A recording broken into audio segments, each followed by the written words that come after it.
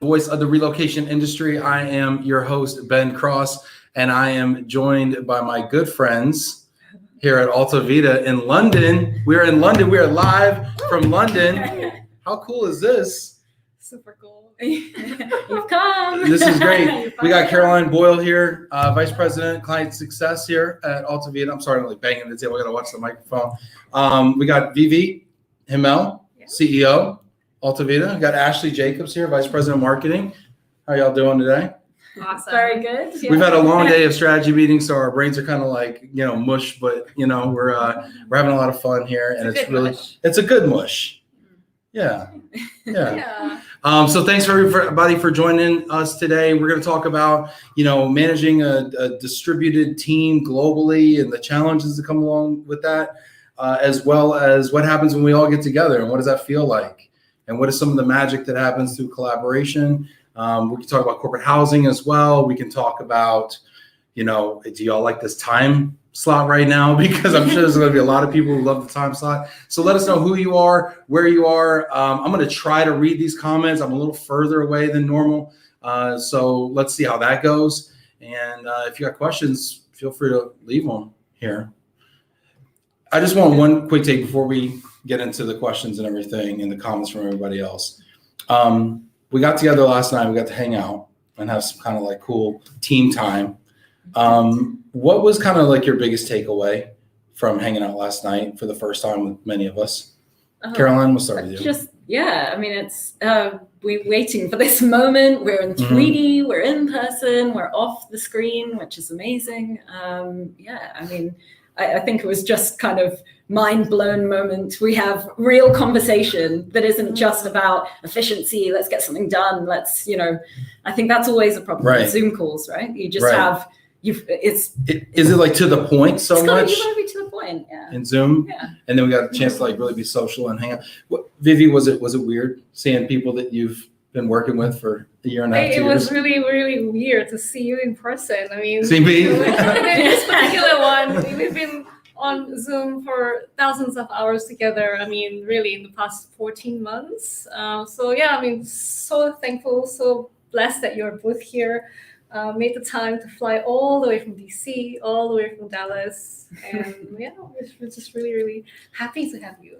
Ashley, what do you think? So Ashley also flew over like I did. Tuesday morning. Yeah. How are you feeling? No jet lag. I've survived. No jet lag at all? Yep. Done very well. We're trucking. It's really going well. And I would say for last night, what was so nice is, we kind of started to build relationships over our Zoom calls and on our virtual office, and you kind of get to know a person. But then we all finally were able to meet last night, and it was so easy. Yeah. And that's what was really great. It just felt so natural. Like I've known this team for so much longer than I have. That's true. It feels like we should be, doing the meeting for the first time. Hi, how are you?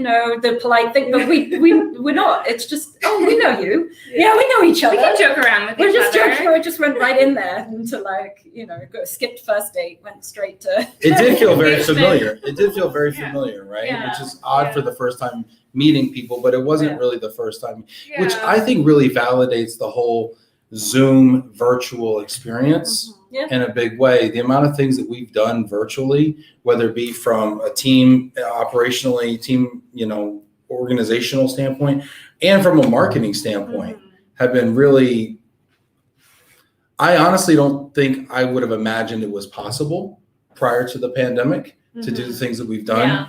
Yeah. And so I think that's pretty incredible. I'd love to hear from people out there right now. Do you work in a distributed kind of fashion? Do you work from home, work from anywhere?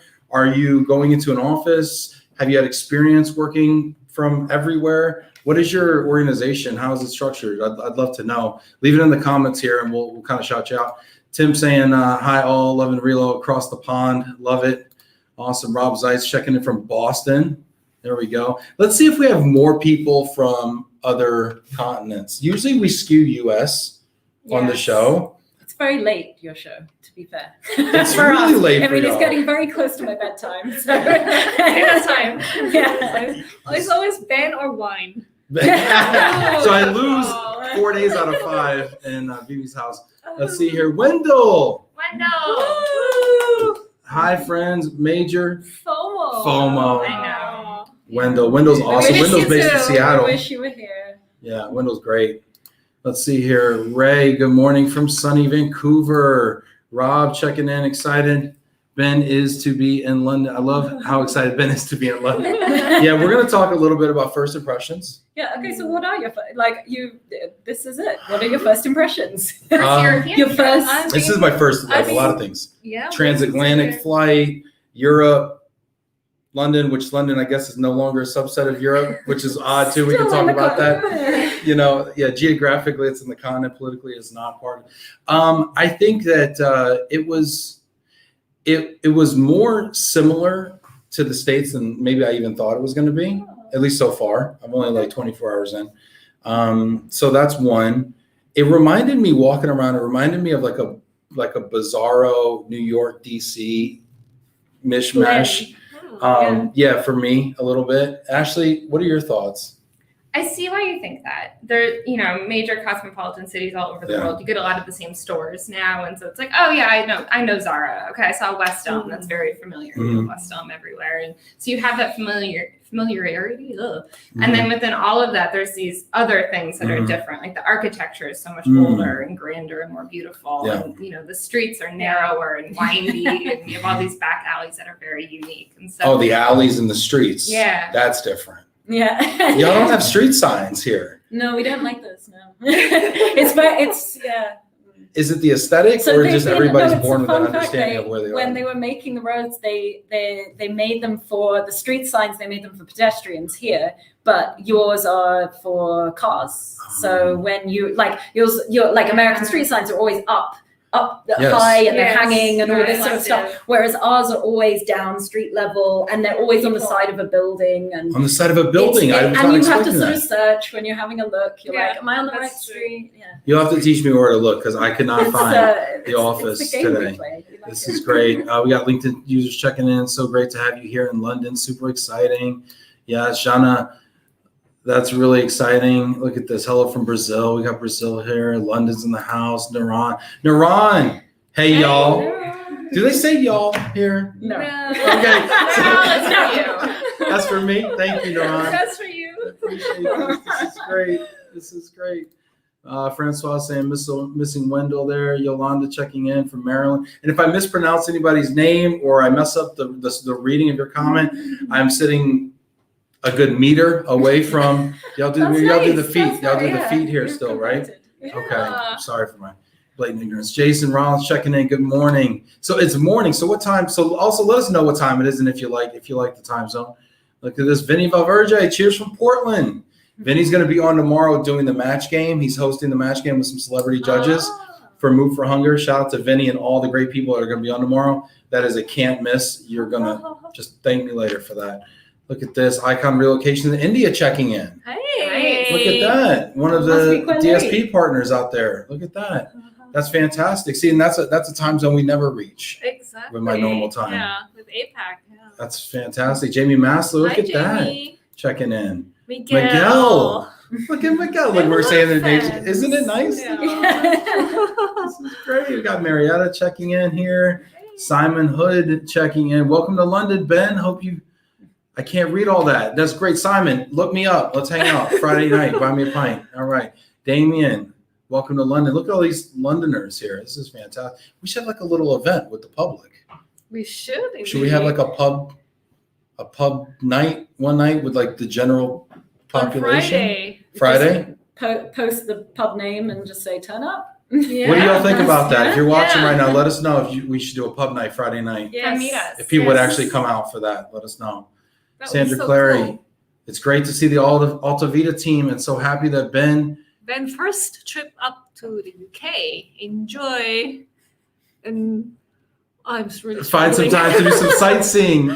EDC is here to support. That is a real team. Look at that. I literally could not. Man, that is tough with the long comments. Yeah. Can we stick to emoji? No, the emojis would be worse. Oh, look at this. This is great. Dano in the house. What's up, Dano? Good morning. This is great. Sarah, Phil Leonard. Hi, Phil. What's up, Phil? Jackie. Jackie. Look at this. Fly into India, Ben. Hey, buy me a ticket, please. I'll be there. Aaron, good morning from Kansas City. I've done both. Worked remotely for 3 years and then I'm now in a place where most people are in office. So let's talk about real quick, because I want to talk about this and kind of dive into this, because this is something, whether you're in corporate housing, you're in other parts of Relo, or you just tuned in because you know somebody on the show. This is something I think we can all relate to. With work from home, work from anywhere, the return to office, these are all major themes going on right now. And I'd love to kind of get your takes on the pros and cons of maybe all of them. Caroline, I kind of ask you your thoughts here. I've got the end spot. Well, you're in kind of the operational role, and you have to really collaborate probably more than anybody. Yeah. Indeed, yeah. Yeah, no, I mean, it has its challenges. I think that training, you really want to be sitting beside somebody and absorbing things when you're learning. So obviously that's a bit more difficult. I think the pros, probably you have time to concentrate. Yeah. Work from home, you have silence, you have comfort silence, like really time to, I imagine now going back into like a busy office with people on the phone next to you, having conversations that you have to just somehow tune out. I wouldn't be used to it now. Like I'd be like, no, give me my silent room. But yeah, in terms of not meeting people, I mean, I think we've done quite well with virtual office and video calls. Talk about what we do from a virtual office standpoint, because I think it's pretty unique, and I think people would like to. Yeah, Caroline. Yeah. I mean, it's your masterpiece. Well, I don't know about that. I basically hijacked event software for our Innovation Summit, and it's made in a way that everybody can log in. And you have a little avatar, you have your little face there, but you're basically by yourself until you sidle up next to somebody and put yourself in a bubble, and then you're on video call. So, at that point, that you can go up to basically the benefit of it is that you're working by yourself, it's fine, you're off screen, all of this. But whenever you want to just shout out to somebody, you can just shout out their screen. So you can like kind of pop in. You can do a pop-in. Yeah. You can do a pop-in. So you don't have to call, you don't have to message and say, can we schedule a call? Can I call you now? Like all of this sort of stuff, we're bombarded with messages, emails, like all this stuff and schedules. This is just a way to actually say, hey, just had a really quick question. Can I just, like you would in an office, like you get that vibe, right? Yeah. So. What do you think about Wonder as a tool? I'm a huge fan. We've popped in on one another. We've popped in. Yeah, I could be in my kitchen and I hear Ben, Ashley, are you there? Like, oh, yes. Yeah. I think it's brilliant. You don't have to download anything. You just log in. Yeah. It's a tab on my browser, and you can put yourself sort of in boxes and digital rooms, and you can say, I'm on the phone, don't bother me, or I'm having lunch or a snack, don't bother me, or it's like, let's collaborate here, or I'm open to chat, or wherever you want to be within the office. And so then like, I'm not going to bother them if I just pop in, and you have this video functionality right within the software, which is so cool. Yeah. And also I really like the fact you can see who's in the office, not without seeing them, you can just see the little dots, the little names. And there's something psychologically that's kind of really comforting. But it is. It's like it doesn't make. I know it sounds ridiculous, but just seeing those little names, and that you're not alone. you're not the only one in the company. You just and especially the different time zones, and then you're like, oh, the US has woken up. You start to see new faces. And then, it's nice. I think there's like a togetherness. I agree, and I love it. And by the way, if you didn't catch that, it's called Wonder, and the URL is wonder.me, I believe. Wonder.me, and so you can go on to wonder.me. You can set up your own virtual office. I highly recommend it. It is free, I think. So it's also shout out to the Wonder people. Yeah. I know you were trying. Yeah, exactly. I I know you were trying to do events. We've hijacked it. I think this is better. Go into the virtual office space. Yeah. Hey, shout out to the team for putting that up in the comments there. Look at that. The team is on point there. Tim Quirk also doing that. 3 of them. Hit Wonder that like contacted me this week they were having feedback sessions, and they said, oh, we can see you're in our top 1% user. I'm like, yeah, no kidding, because it's open all the time, all day. I thought you were going to say they were going to send you an invoice. They say, we see you've been using it a lot. Now it's time to start paying They'll for probably it. get onto that now, but That's great. That's great. Hashtag Wonder. I want to ask though, now I want to flip it around and say, okay, so that's kind of the cool part about working in a distributed environment. What has been really cool about coming together over the last, I guess day and a half, 2 days now? What are some of your kind of aha moments and maybe things that maybe we didn't even know that were opportunities or that we were missing? as we kind of came together? Because I mean, obviously we came together kind of for a reason over these couple days.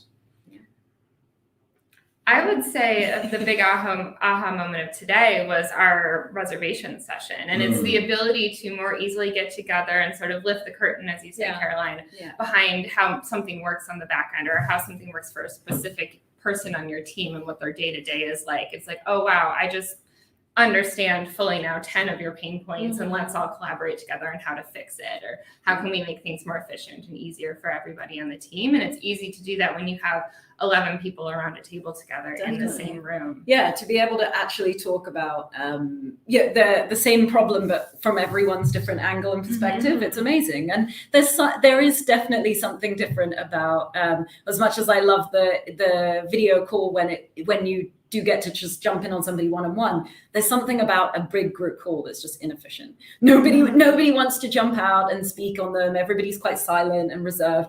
Everybody around the table today, like you get people face to face and everyone's interrupting each other, jumping in, like passionate, like it's a completely different. The social rules are different when you're in person, right? Like you can pick up on people's cues. You can see like, I'm trying to say something. So you go, oh, well, did you have something you want to say? You know, and so now we're interrupting, now we're riffing. Whereas I think on a Zoom call, you kind of wait your turn, you know, and you wait for a gap and maybe the gap doesn't come or whatever. So people don't get hurt. And I think it's a much more inclusive environment when you're in person.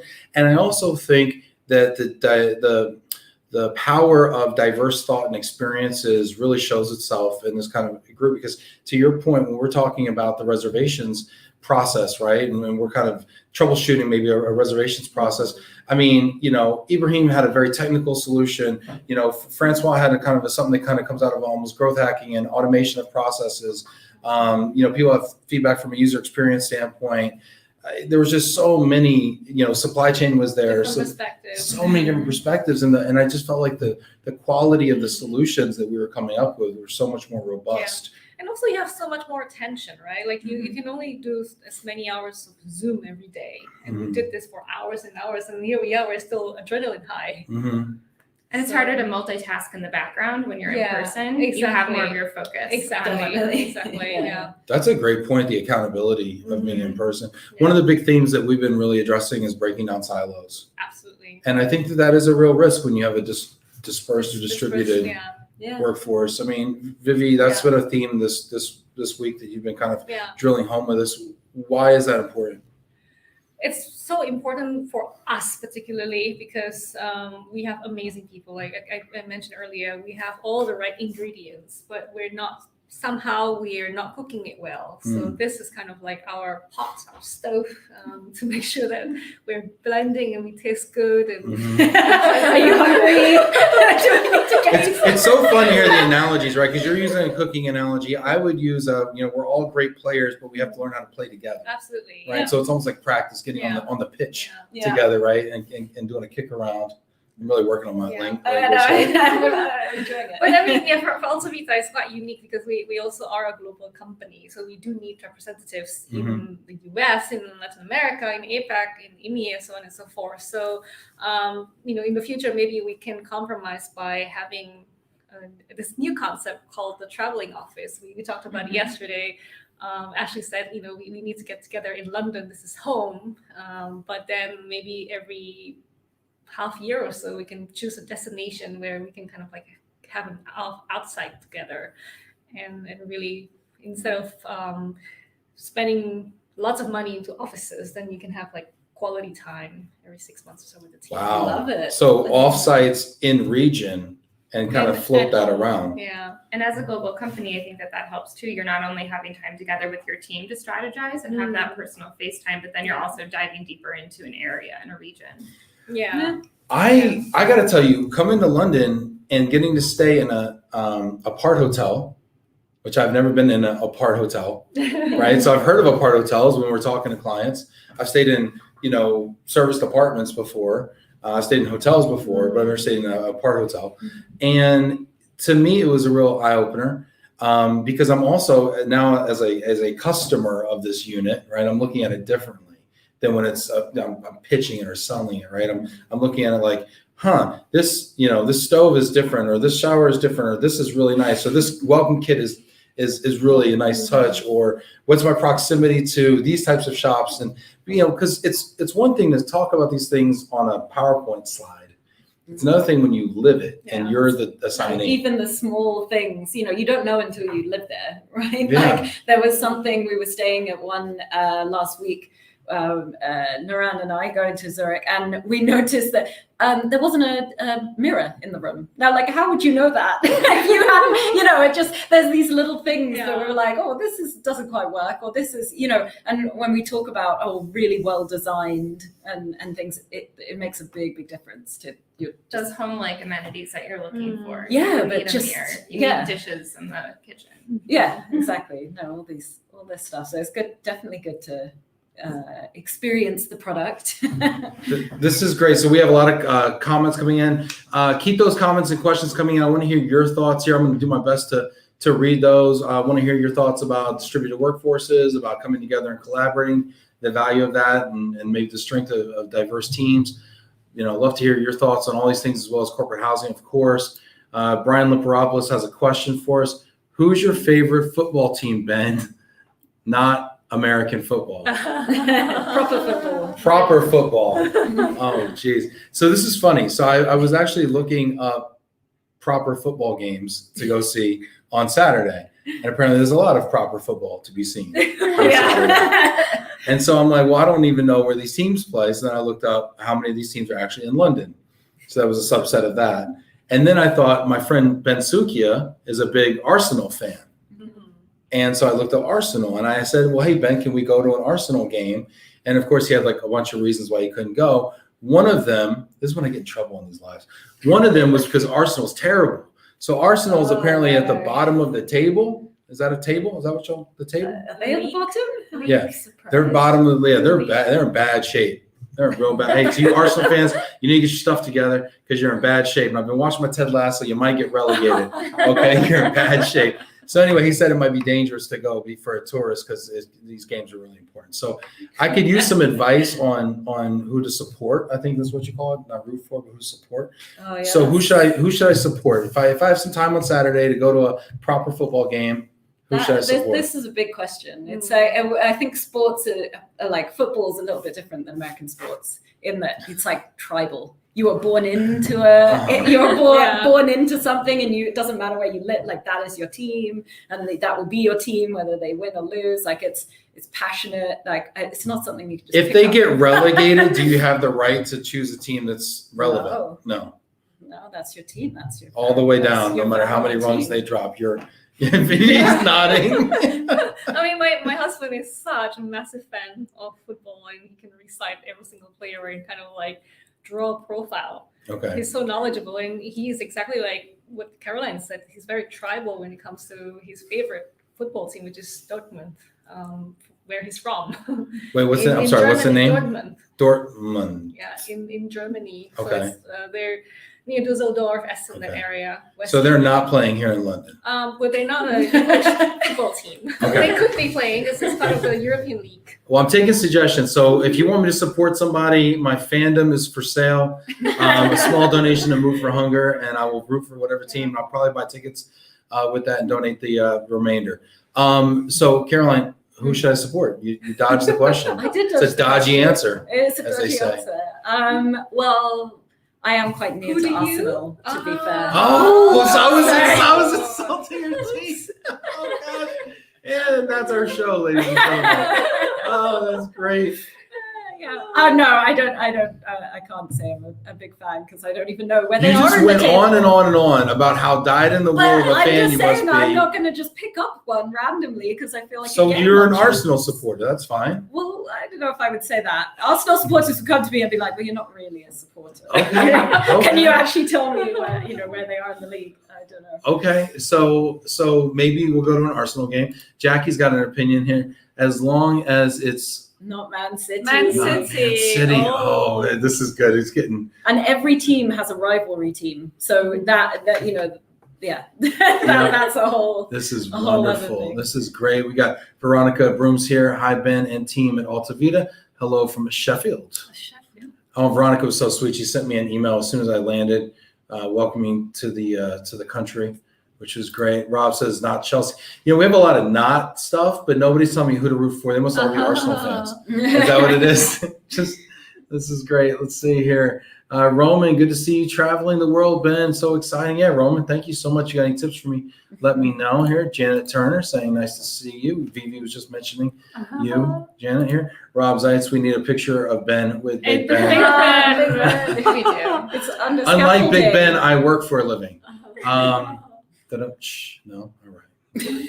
Phil, Ben, you're the new Ted Lasso. Yeah.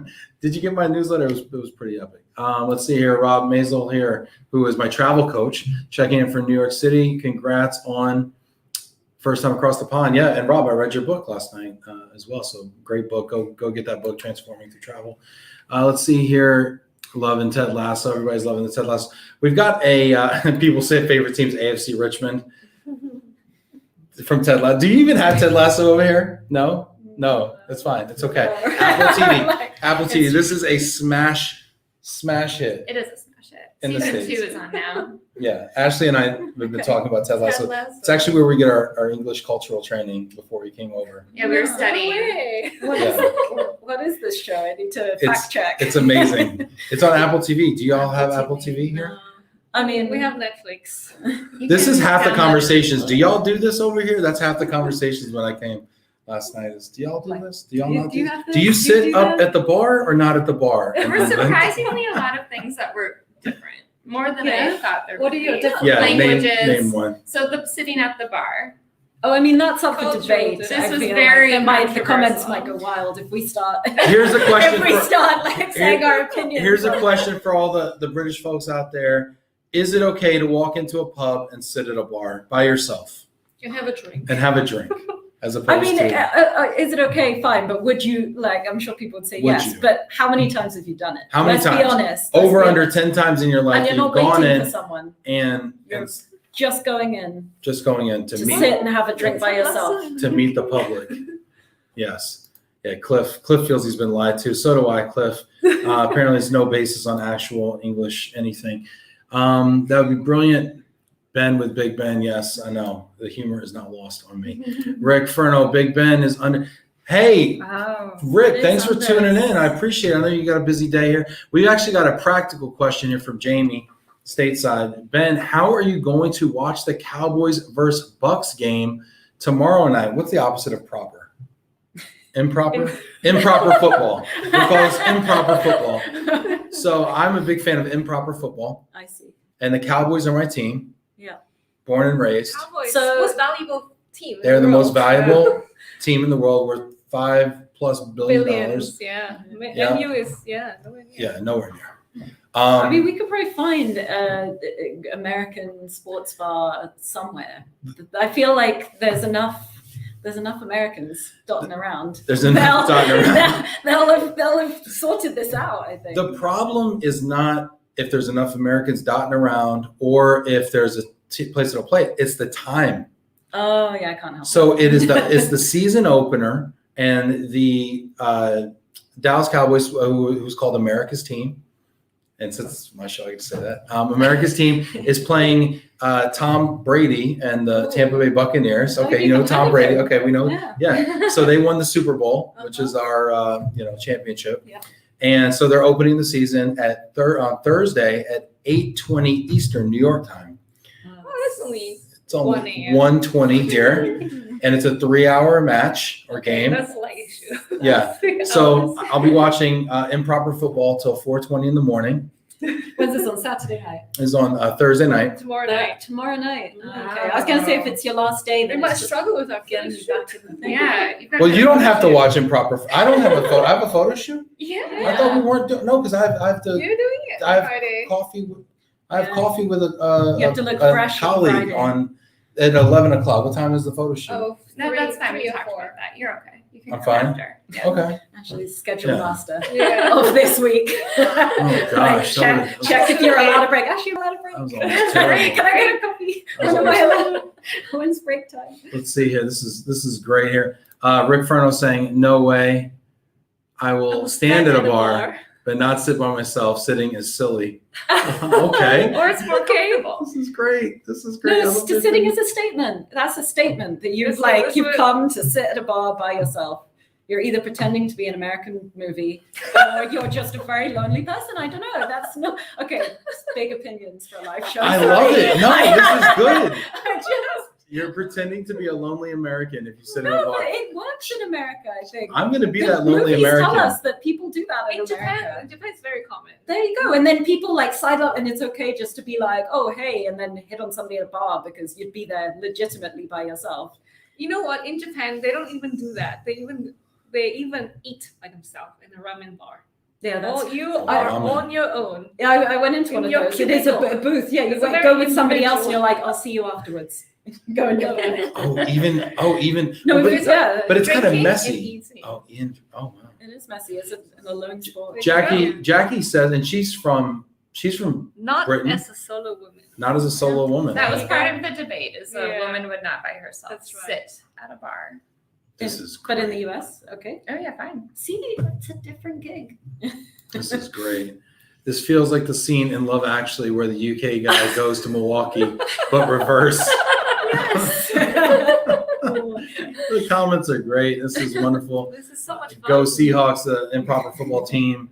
My dad, hey dad, love you, man. Oh, hi, America's Mr. team Cross. versus Brady. That's right. Ben's dad. Oh, Mr. Cross. You're always so respectful to my father's Mr. avatar. It's so nice. All right. Dad's checking in. That's great. Love you, Dad. Let's see. Rory's talking about Chicago. Chicago food we normally not order. Is it as okay? Hold on. What does that say? We feed tourists Chicago food. Oh. We We would normally not order. Oh, I see. Isn't Like this like in Chicago, London? Like Chicago hot dogs, deep dish pizzas, Italian they not eat beefs. deep dish pizza? No, that's not. No, they don't. Oh. They don't eat deep. I mean, they have and will if tourists are in town, but they don't Okay. normally. Well, I guess Right? That hasn't been my experience. You think they just eat it every Saturday night, pizza night, deep dish? maybe see. I tourists. have friends in DC who love their deep dish spot in Chicago, and they get it delivered frozen as a treat. But they as a treat, like once a year, once a quarter. Yeah, Now, like, hey, it's Thursday night pizza night. You know what that means? We're eating deep dish. It's a big commitment. it's a lot of food. A deep yeah. dish pizza. Great. Although we did have Everyone pie had last pie. night. I was gonna say. So last yeah. night we had pie. So I did not have pie. Pie and pints. I had the duck. We had the pie. We had delicious pie. Yeah. So what is a pie? When you go to a pub and you have pie, which I was like pie. No, that is quite normal. That's quite normal. But when you say pie to me, I'm thinking a sweet pie, Oh no. like a Meat pie. cherry pie or a No, like apple steak pie. and or- mushroom pie, chicken. Chicken and yeah. mushroom. So we call this a pot pie Mhm. in the States. We call this a pot pie. Do you put it in a pot? Why is it in a pot? Well, Sure. yours was in a dish that was sunken, a deep dish. A pot pie will have the crust on the bottom also. Oh. Whereas That's the French pie too. Yeah. So it's our in pie there. last night only had the top. Yeah. Yeah, people get upset about that. It's Yeah. a bit of a scam of a pie. Yeah. I think you get more filling that way. That's great. Francois did have issue with that. The French. It was funny. We had how many languages did we have at the table last night? Well, at AltoVita, we all speak 14 languages, 1-4. No, you just have it out. You know this. Yeah, You're like, I it's my just favorite updated stat. It's I like, just updated it this morning. We added Romanian and Hungarian. So Wow. 14. Thanks, Esther. Yeah. And those are Russian, we know Ukrainian, like the hardest. What was it? The hardest 3 languages or something? Chinese, Icelandic, and Japanese. Yes. Icelandic. Yeah. Who do we have? Icelandic. No one. Oh, that's the one we don't Oh, have. I thought you said these are the. Okay, we're talking Yeah. about In the general, world. In the yeah. world, okay. Let's see here. What else? Any other questions you have? Let's see. Gary Connerly. What's up, Gary from Home Services up in, well, are you in Minneapolis? Ben, you can watch the Cowboys lose anytime. Get your sleep and enjoy. Gary, you're a kind man. You see, Gary's one of those people that's like 99% of the time a nice person. And then he talks about the Cowboys. Look at this, Rory. 90% in Chicago ordered thin crust. See, it's right because it's a Thursday night, family night, movie night with the kids. You're not going to order a deep dish pizza. You know why you order Is pizza? it too indulgent? Because or- kids can eat pizza, but kids can't eat deep dish pizza Why not? because it's a knife and fork. It's a whole situation. Oh. It's heavy. It's like thick. It's like I heavy. don't think I've had one. Imagine eating a pot pie without the bowl. Oh, Yeah. that's called pizza? Well, that's a deep dish pizza. Huh. Yeah, What's in this deep dish? How it much goes like cheese? it's a Tomato butter sauce and cheese. it's a butter crust, but it's sunken. So then you fill all the ingredients and then you cover it with cheese. And so I mean it's heavy. One slice, you're done. Okay. Whereas some people eat 2 or 3 slices of thin crust pizza. Oh, the whole Myself, yeah, Well, or the the whole whole pizza. Yeah. The food's smaller here too. Yeah, that's Like all this you're- Pret you're stuff, not- these little torpedo sandwiches, these little they look like hot dogs, but they have like Not sandwich American meats on them. size. Indeed. No. baguettes. Yeah. Yeah. Yeah, no, I feel like, but it's a thing going to America. You have to like buddy up with somebody before you order a main course. You're like, do you want to go halves on this? Because it's American. Or you know what we do, and I've read this online that y'all hate this. What do you think?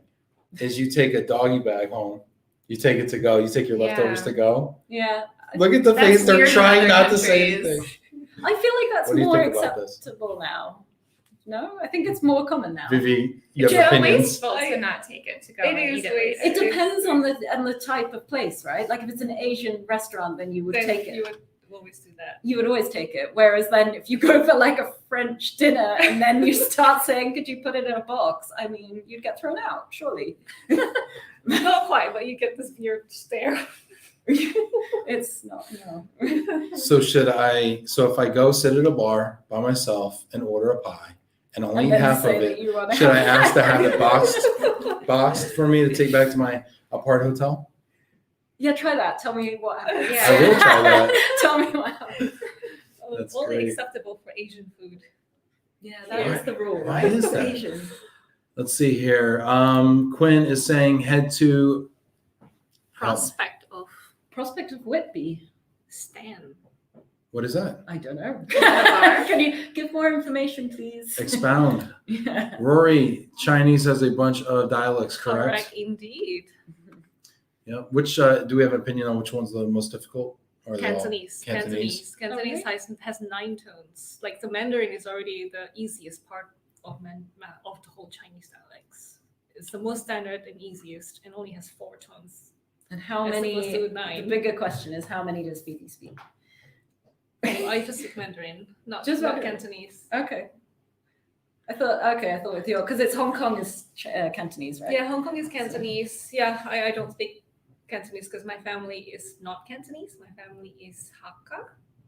But my dad speaks Mandarin, so we speak Mandarin. Okay.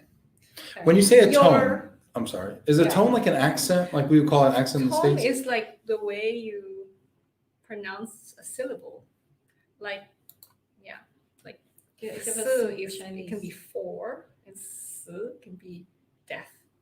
Oh wow. So That's a mistake you don't want to make. Yeah, exactly. That's why there's a big stigma on number 4. Yeah, there is. If you It's go my to favorite China, number. It's if very you go to frowned upon. China, they would skip floor 4. So 1, 2, 3, 5, 6, 7, 8, 9, 10. Oh, And then wow. they would also skip 13. So And they would also skip they 13. would, yeah. They follow. So by the time we get to Eastern and 100, there's Western. like half the floors are skipped. Yeah. Wow. So they skip all the 40s too? No, just 4. Okay. Yeah, was it just so they wouldn't skip 14. Okay. All right. Very, very, very interesting. Quinn, prospect of Whitley Pub. Oh, it's a pub. Okay. Historic spot. Oh, here we go. Whopping Wall. No. Historic was All right. Whopping. All right. E1. It must be close to us now. Quinn, There you I'll go. put the drinks on your tab there. There we Great. go. Oh, Rick. Yeah. Rick's seconding that. It looks like it's the Best pub in London. best pub in Interesting. London. Wow. Well, Well, now that's we not have to great. go. Okay, We're gonna end the show right now. We're going on Friday. Yeah, we've got to go, guys. We've got to check out This this is great. Let's see here. Harvier says, Ben, since you are in London, you might want to explore some cricket games. That's very appropriate. one. Now, how long is a Approved. cricket game? I heard cricket can go like Day. overnight. It's a lifestyle. It's a Yeah. lifestyle. It's not a match. It's a lifestyle. That's fantastic. So is cricket played on Saturdays? I guess so. Asking your own crowd. Yeah. Harvier, Exactly. DM me, Harvier. I need to understand this. Let's see here. Rory, are you going to make the Irish distilleries? Irish distilleries. I would have to forego the Arsenal game on Saturday and head up to Ireland if that's even a thing. I don't even know. Can you do that in like a day? How many COVID tests would you take? Oh gosh. Yeah, that's the whole other Interesting. The process to get here was there was a lot of, to Ashley's point, there was a lot of homework. Ashley, what was your thoughts on the process to travel to the UK? I was so excited to come. It's been such a long time in discussions. And then the process made me think, okay, this was a real pain, actually. This is so annoying. And then it's still amazing. It's even more amazing. But I see why international travel has plummeted. It's just they make it a miserable experience to come. It is only for the UK. I mean, if you go to Europe, you don't have to do any tests. All you need to do is demonstrate you're double jabbed. So it's just a very English thing. UK, yeah. The UK. Well, and now Europe is starting to recommend the U.S. travelers not be accepted in. And now a couple of countries, it sounds like, have thought about adopting this, and it's questionable if that's going to happen for. I mean, just from the articles I read, obviously I'm not super well read on this topic, but it sounds like they're reconsidering that. My thought was, you're right, it was super onerous to get everything done to get over here. We had to fill out the passenger locator form, which basically was everywhere I'm going to be while I'm here, which also included my reservation for the 2-day test, which I got to take tomorrow, as well as verification of my antigen test.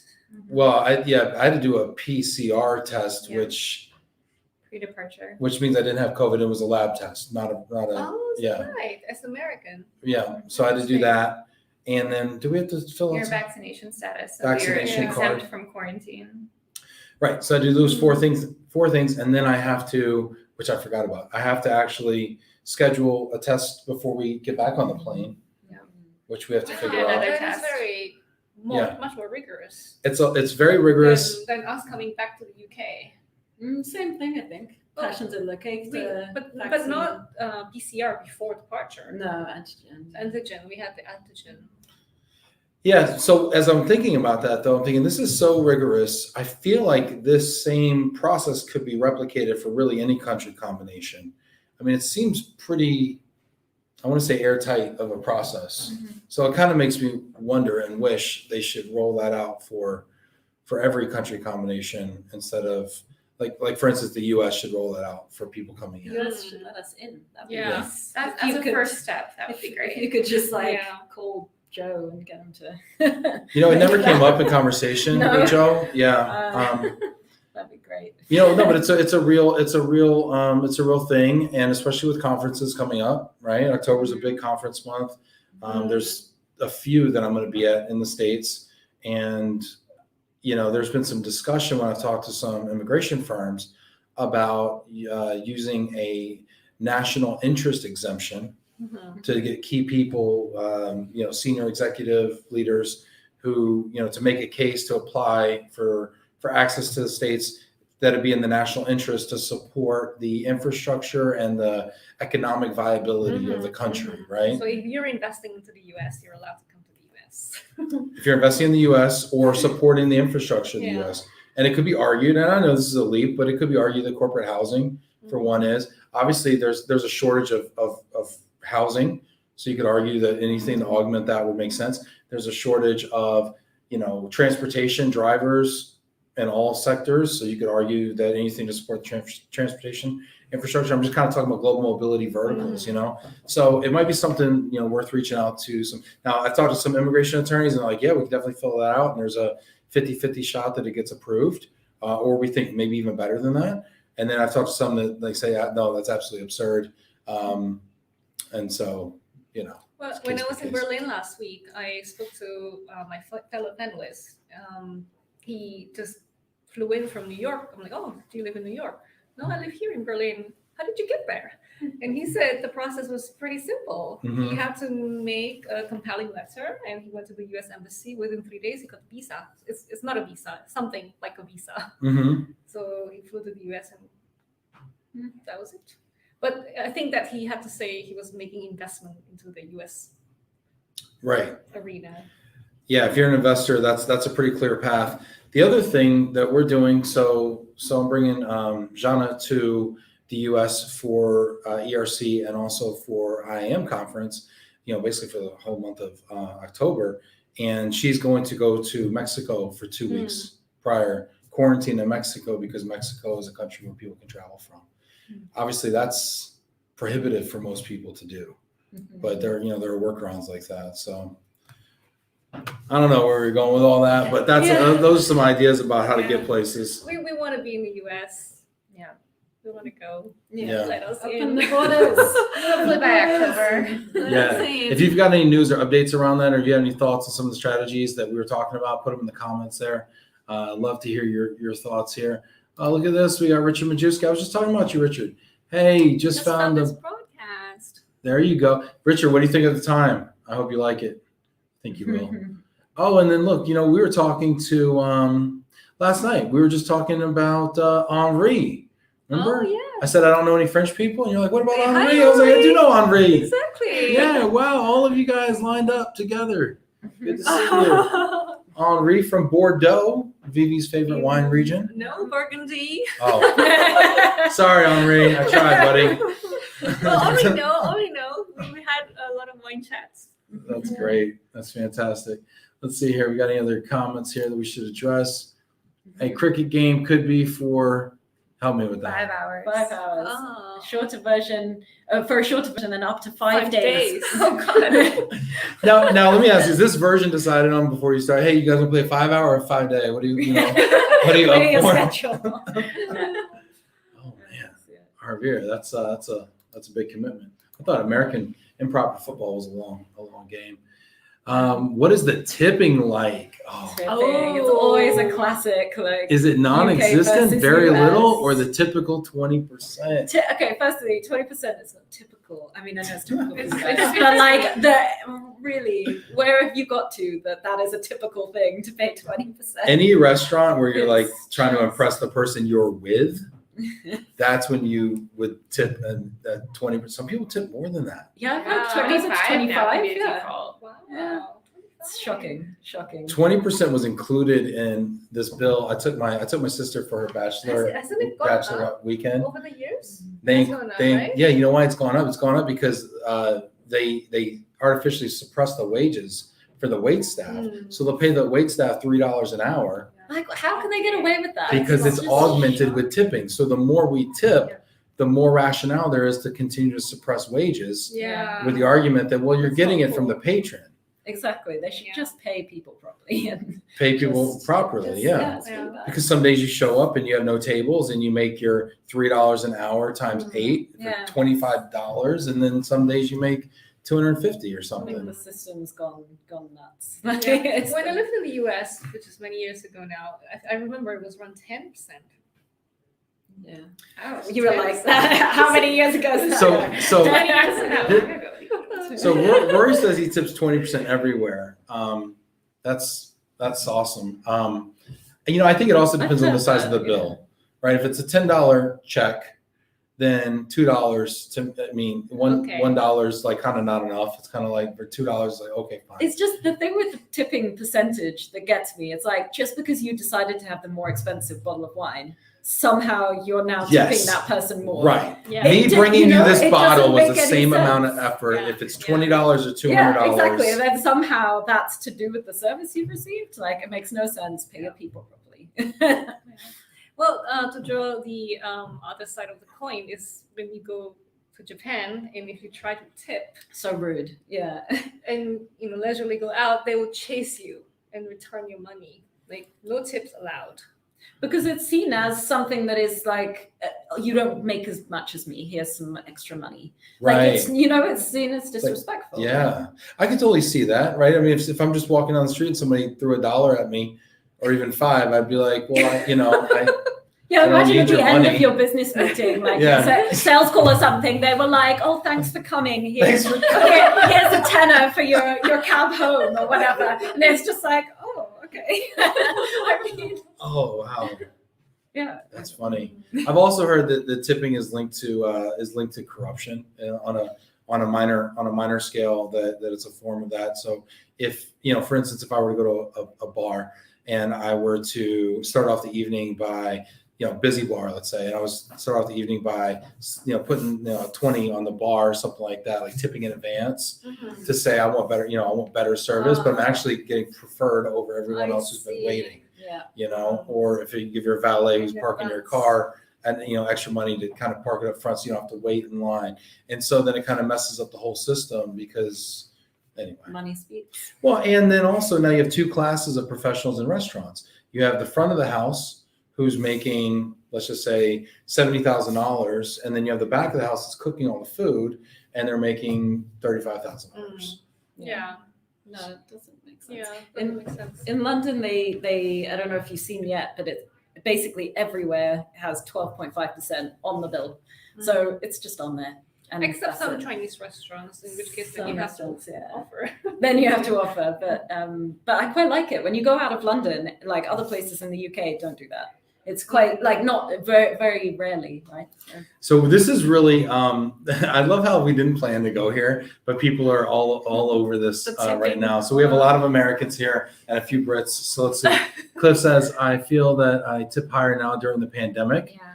That was a big thing in the US where you tip the check just to like say thank you, or because you feel like these people need the money. Right. So you got a check for $50, people are writing $50 tips on there as like a, yeah. Caroline's looking at me with this disgust on her face. Not like, disgust, I just like, it's just sad that Yeah. why has it got to that point that these people are not making a decent wage? It doesn't make. Well, a lot of their restaurants are being shut down or things, Yeah. or they were under restrictions that they just weren't able to make the kind of money. Yeah. I think in the sense of the pandemic, it's not disrespectful to tip more, especially it's Yeah. like you are going through so much, things really suck in your industry, and everyone's That's staffed, and a lot of Yeah. fear of going out to a restaurant. Yeah. It's a way of supporting. Rory says, I do not tip 20% if the service is horrible. But Rory, what do you tip if the service is horrible? Do you tip nothing? Because that's also making a statement. Ashley, what do you think? You must have been very upset about something if you tipped nothing in the U.S. You would have to like physically assault me. Is it To just not get a is it tip. just restaurants? What about cab? Do you have to tip as well? And with Uber, they have the tipping Ashley, thing? Do you have Thoughts? I don't usually tip my Uber driver, but I also don't take Uber very often. Okay. I think I have a problem here because I do tip my Uber driver and I take Uber a lot, and it really adds up. And the more people I talk to, the more people are like, don't tip your Uber driver. And also that only exists for dumb people like you who fall for it. Just because there's a button on there or a line that says tip. But did you doesn't used mean to you tip have to. before Uber? When it was just cab, yeah. flagging Oh, yeah. cabs down, you would always tip, right? But then as soon as you've got Uber and you've got a cheaper price, you're just like, oh, cheaper price and no tip. But do you not think it's changed a bit with Uber and everybody expects? You're calling out a really good point. Now I feel bad. I don't know why it's different. But it's weird though, right? It's different. Like they're not, I don't know, they're not making as much anyway, and then you're getting a cheaper price anyway. But do you think Uber is still cheap? I mean, it changes the I surge don't think surge so. pricing. I don't think it's cheap anymore. Yeah, Rory tips Uber. Rory, you tip everything. Janet tips Uber. I love how the tippers come out real strong. They're like, I tip everything. Tips should be in advance to secure promptness. Interesting. Like at a bar. Cliff has a great question that's kind of pertinent to the industry, the mobility But industry. what tipping movers? Tipping movers. Do you tip movers in the UK? oh, it's been a while It's- since I've had a mover. I don't know. So you definitely tip movers in the US. Yeah. So. And people ask me this question all the time. It's one of the questions I probably the most in my personal life regarding moving. And, it's really personal. It's kind of where you're at and what your spend is. But I'm not saying this to be proud or set a bar, but I oftentimes, because I work for the moving company that's moving me, so I feel like I also have to kind of send a message and everything. So I'll tip them usually $100 per guy per day, which is a lot. But I'm also not usually paying for the move either. Right. So I tend to overtip for those reasons. Wow. Or I call that overtipping. I don't know if people do or not. Let's see here. People say servers are generally paid a living wage outside of the U.S. Interesting.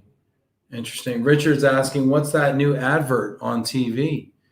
And what is it? And the waiter charges a consultancy fee to the client at the table. He questions and responses. I advised you on the wine, sir. The sommelier getting all that money there for the 200 bottle of wine. That's great. That's great. Let's see here. Oh gosh, Tim's even more than me. 200. Yeah, look at this. Tim, if I had your money, I'd burn mine. Look at this. That's great. Yep. Customers should always tip movers. But Robert, that's also a U.S. thing. I don't know. Is it that way? But again, do they overseas? not make much? Is that like? No. Well, what's much? I don't know. It's just like it's the thing about hour. what you said about the waiter versus the chef, right? Yeah. It's like, okay, there's something that's wrong there because they didn't pay the wait staff enough. And so then now you tip them. But then at what point, there's always people behind the scenes. So with the movers, is it the people that are doing the work that are being paid far less than the person who you don't see that is behind the scenes? Or, you know what I mean? Like it makes me think, right? There's a lot of these non-customer facing roles that are badly paid, but they don't ever have a chance to get a tip.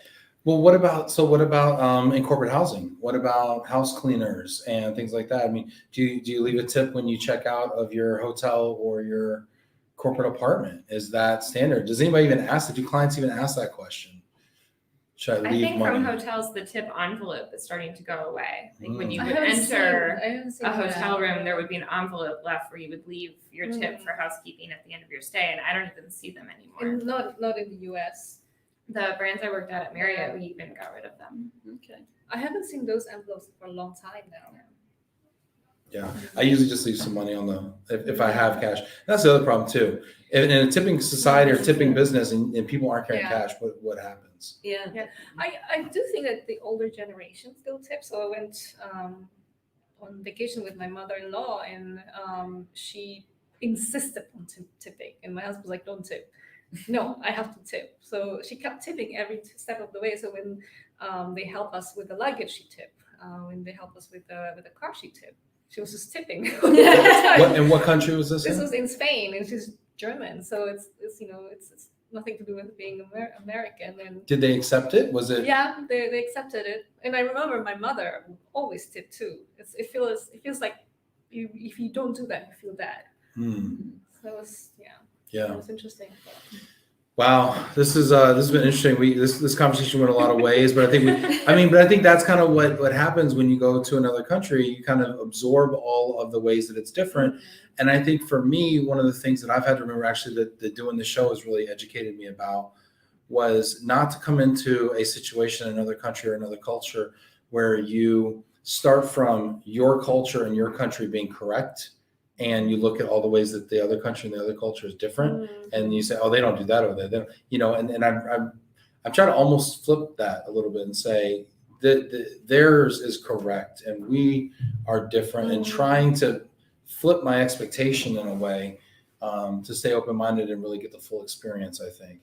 I don't know. I'll let you know how it goes. Yeah, see what you pick up. Yeah. When in Rome. Yeah. We're expanding our vocabulary here pretty well.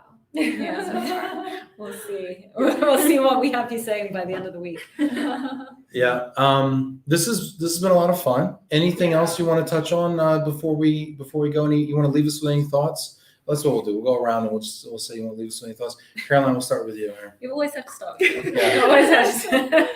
I don't know. What Any reflections from the past day and a half? Well, I guess from where we started, it was about seeing people in real life, seeing our colleagues that we'd worked with and never seen each other. And I just like to say it is different in real life. It is really nice. Just make the effort to see each other. And yeah, I hope we continue. And I like your idea. Let's do that. Yeah. I don't think we talked too much about creativity this past hour. And I felt like that was what was really being created over the past few hours. People were just kind of felt so free to speak, and actually they were heard, and I just loved it. I just loved the dynamic and also how much we connected with each other, considering we just met last night. It's incredible. How do you create that environment with the creativity though? Because I think there's people out there that are watching that are also kind of disconnected from their physical workspaces and colleagues, and maybe the creativity hasn't been there over the year and a half, 2 years. How do you create? To compliment Vivi with my answer, it starts from the top in your leadership team and how that's fostered in the people that you work with. And Vivi and Carolina, our COO, are very open to ideas, really rely on all of us to have our expertise and to get our opinion and pick our brains. And, you know, you have an atmosphere where you can have a voice and it's very welcome. And you never hear, oh, well, we'll never do that. Or we don't do that here. That's not how AltoVita runs. And it's a very positive, open environment, and that starts with leadership. Yeah, agreed. And I think Ben often points this out about me and Carolina. Is this no ego. I knew you were going to say it. I was going to say it if you didn't. I think it's beautiful. And when we have no ego, you are much more receptive to ideas. You're not protecting your own, but rather like want to be challenged so that we have better product, better creation, better everything. And like I said this morning, we were so blessed to be surrounded by such experts in your respective fields, and you know, very proud. Yeah, I would echo that. Really proud to be a part of the team. Really enjoying the time. Really, I think I always knew that we had a really good team of players, but you get a more of depth of the person, and like Esther. Honestly, just to call Esther out, I was really blown away by her last night. I mean, so smart, just so just a powerful person, right? With so many skills and so many languages and so much cultural and just so much a brilliant sense of humor. You know, which I value above like so many other things that I just listed. So you get to meet all these people, and I spent time with Wendell out in Wisconsin recently, right? And you get to really know people, and there's something about sitting down and eating and having a drink with people, getting to know their sense of humor, hearing their story. It just gives you so much more information about that person. And I'm just so happy and blessed that we could be here together and doing this. So anyway, so that's us. That's live in London here with AltoVita, with Caroline and Vivi and Ash. I'm trying to look at the screen and do this. Anyway, so thanks for joining us. We really appreciate it. Do us a favor, hit that like button if you haven't done so already. Also, if you have any comments, throw them in the comments there, and maybe we'll hit you up offline. Cliff checking in. Appreciate that, Cliff. Phil, that's awesome. Appreciate that. Cliff saying ego makes you afraid to fail. Very cool. Yeah, indeed. Look at that. Richard's inviting me to a beer garden on him. I appreciate that so much. Very, very much. The comments are great. Appreciate all of you so much. Don't forget to tune in tomorrow. Vinny Valverde. We got Jack Jampel. We've got Emerson Ross. We got Robert Horsley. We got so many people that are going to be on tomorrow doing the match game for Move for Hunger. I think so far we've raised over $5,000. Our goal this month is to raise $50,000. Don't forget also you can go and get T-shirts and socks, $70 for the pair, and it goes to benefit 100% of the proceeds go to benefit Move for Hunger. And last year we raised $40,000. This year we should raise $50,000. So please go on there and buy many, many pairs. Thank you so much. I appreciate all of you. Thanks again, ladies. This has been great.